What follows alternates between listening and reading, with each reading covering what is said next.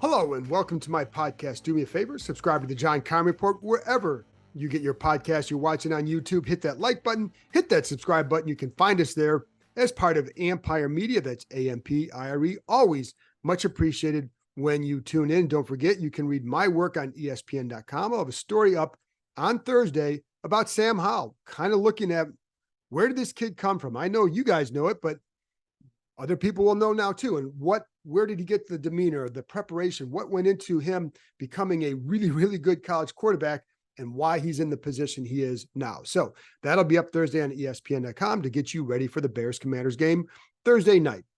Also, a couple programming notes. One, I did a film review of the Eagles game. So if you want to know why Howell was better in last week, give that a listen. I went over every play that he had and look at a lot of the improvement that he did. There was also improvement there was better pockets to throw from, even though he got sacked by times. And I thought the play calling and the design was very good.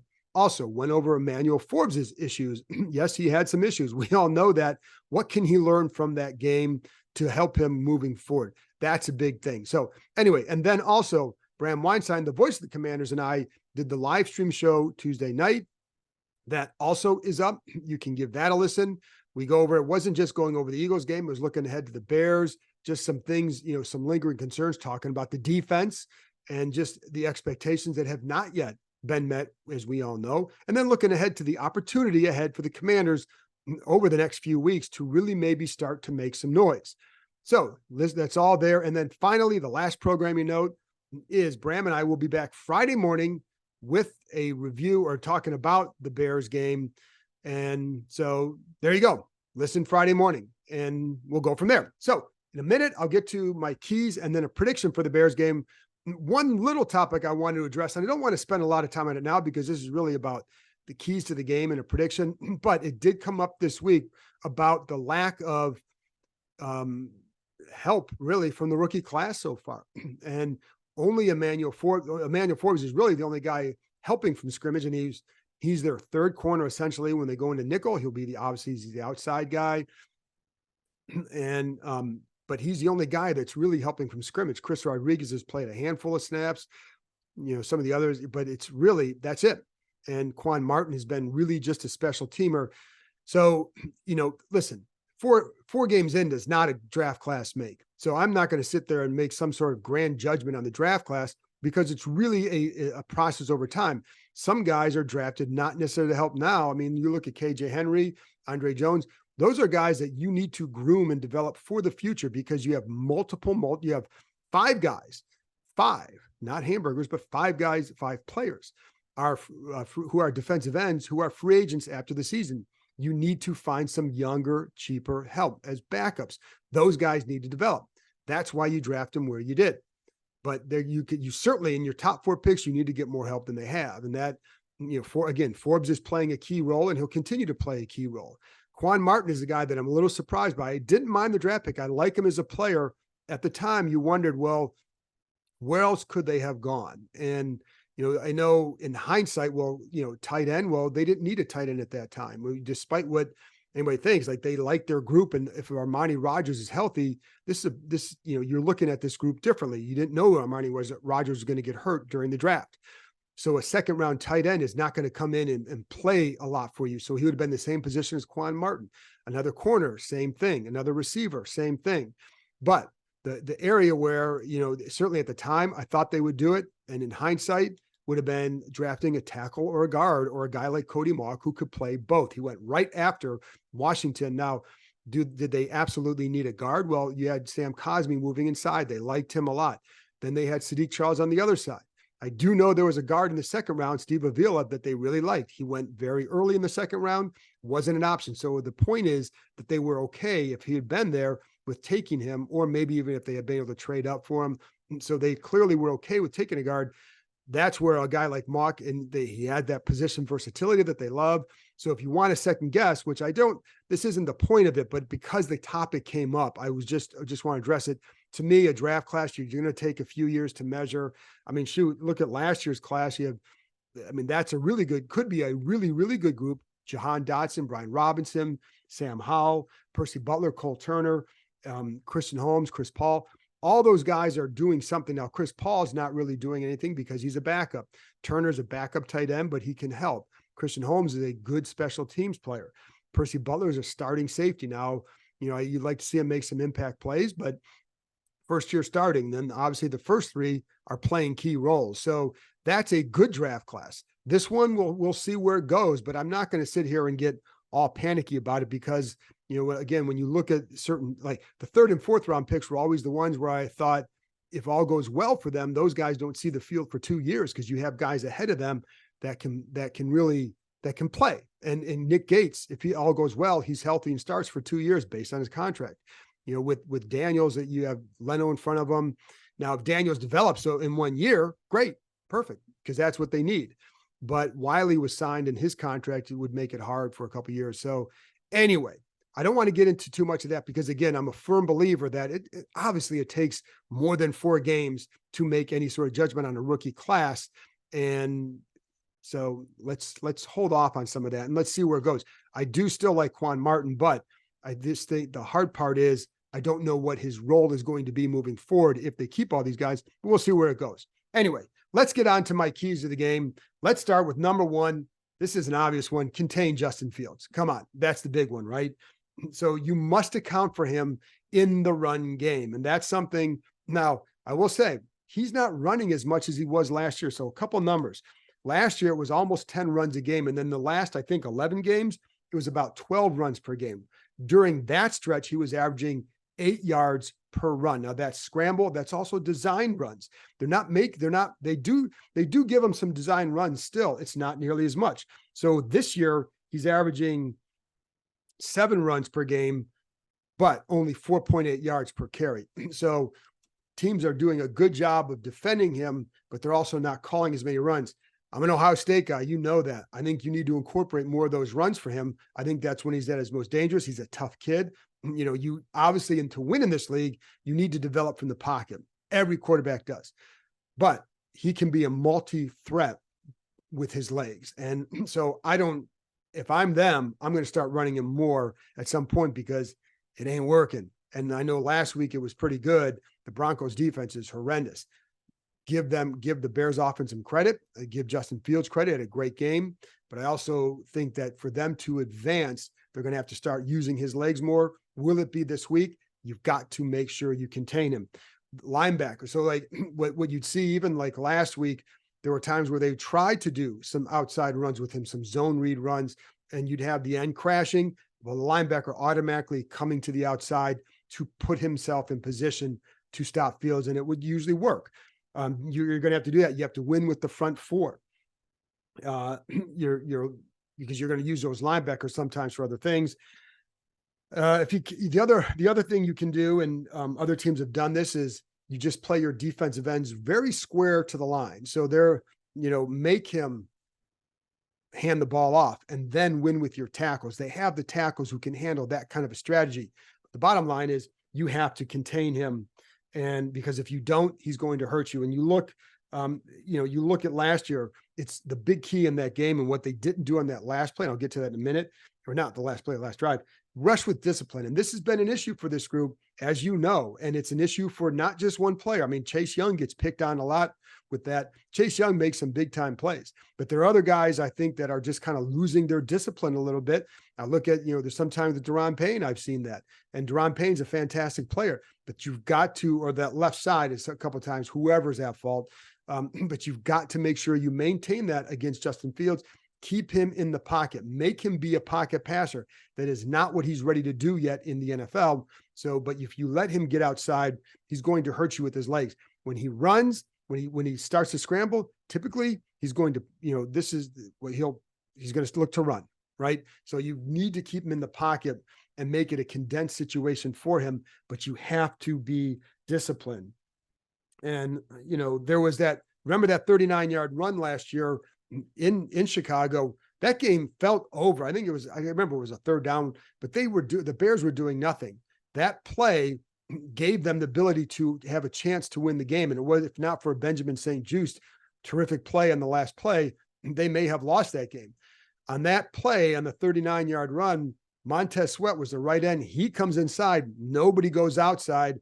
leaving an easy path for Fields. Now, the other thing I had a problem with on that play, some of the D linemen, Sweat, and I can't remember who the tackle was, did not bust their ass to get over there to get in on the play because Fields cuts inside. If those guys have been motoring, they stop him. Now, granted, it's at the end of a game. You're going to be gassed. I get all that. But that's part of what happened on that play. But it starts with rush discipline. So you need to do that, because make him be a passer who has to win the game and test that. Now, they do have, like, DJ Moore is a good receiver. Mooney is a good receiver. They have guys that can threaten you if you're not careful. And they have guys who can make a big play. And this team has given up big plays, too many big plays. And in 4 games, they have given up, Washington has given up 11 pass plays of 25 yards or more. That's the number they gave up in the final 8 games combined last year. It has not been good. And, Emmanuel Forbes has given up a few of those, and probably the bigger percentage of those, but it's not just him. So you've got to be careful with that. Now, on throwing the ball, this is another little stat, but Justin Fields on throws of air yards of 25 yards or more, not very good. I think it's like 22. I think he's 2 for 9. Has one. He's one of the worst quarterbacks in the league at throwing the ball down the field. But he has a good arm. You don't want to test him in that role. You don't want to give him those open shots, because he can absolutely hit those. You saw that against Denver last week. Another favorite target of his is tight end Cole Kmet. Pretty solid, can block, can be an inline blocker, release for a pass. You'll see him pass protect, and then release. That's something that he'll do too. And it's something where Justin Fields will hit him for a touchdown last week down the seam. Horrendous coverage by the Broncos. So, just play the right coverage and you'll be okay there. But he is a threat, and the Bears can be a threat if you're not careful. But it starts with containing Fields, keep him in the pocket. And again, the rush discipline stuff, I understand, like, you have a group that they all feel they can go make a play. They all feel that. And they've all shown that they can go make a play. I mean, Chase Young has made some big plays, and, it feels like guys like that make big plays in this kind of game. But they need to make a game-changing play, because they haven't made them in the last few weeks. They need to get some pressure on him, but keep him condensed. Be smart with your rushes.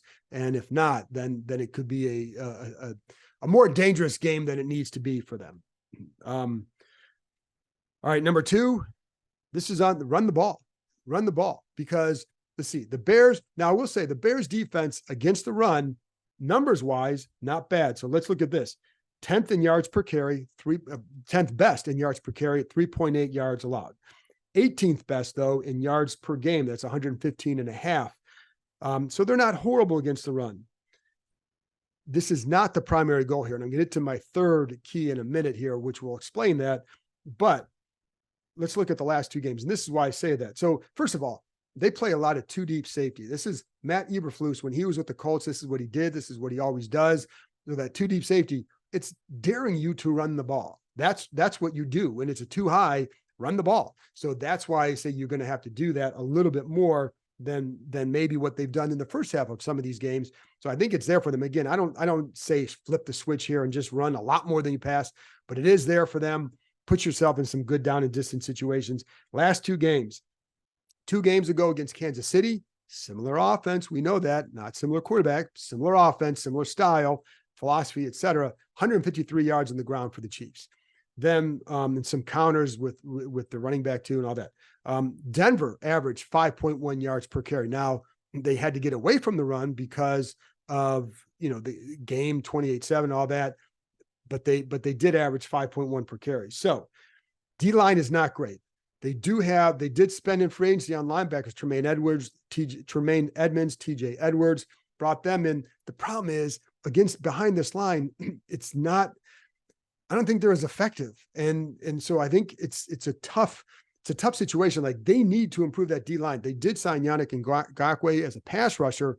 He's not a run stopper, folks. So that's a problem for them. So when I look at their linebackers, you see Edmonds, you see Edwards, there are times where they're not playing as fast as they need to, whether because double teams are, their line's not going to hold double teams. So guys are getting to them a little bit sooner.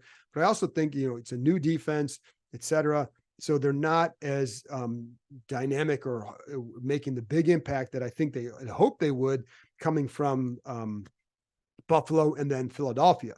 And so I think you can take advantage of some of that. And I think what part of the way you can do that, you can also spread it and run, create some gaps. And I think it's going to be there, cause the hesitation in those guys, because you especially see Edmonds sometimes hesitating. The dude's it's fantastic.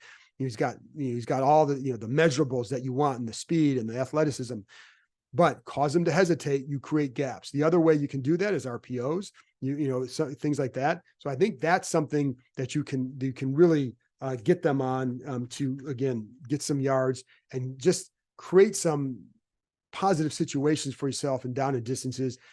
So there you go. I'll get to this in a minute. Number 3, attack the secondary. This is the final key, because this secondary, like the Eagles secondary, was bad, and they were missing some guys. They did not play well. They attacked them. A lot of zone last week, a lot of zone this week. And I think that's a good thing when you look at for how the timing on some of these routes last week were not disrupted. So the guys were able to get to spots, and he was able to deliver the ball on time a lot of times because of that. I'm expecting some of the same stuff this week against the Bears defense. Now, the Bears defense also missing, let's see, they're missing a couple corners. They're missing a couple defensive backs. They're banged up secondary. I think last week they had 2 rookies in there, down a couple starters. This is a group that you can take advantage of. And I think that's something that you really have to focus on. So one of the ways you can do this, you can widen the splits a little bit to create force the safeties to widen their splits a little bit. And now you can attack that deep middle. And if they're going to rotate over, now you can throw behind it. I've seen teams do that. You attack the middle and you come behind it with maybe a deep dig, and then you can get some yards there, get some yards after the catch with it too. But that's something I think that is very available to Washington tomorrow night. And I like the way Sam Howell played last week. Who didn't, right? It was really good. But there was the quick decision-making. It was getting from Reed's not there, boom, there it is. Less than 3 seconds, really good timing, really good rhythm.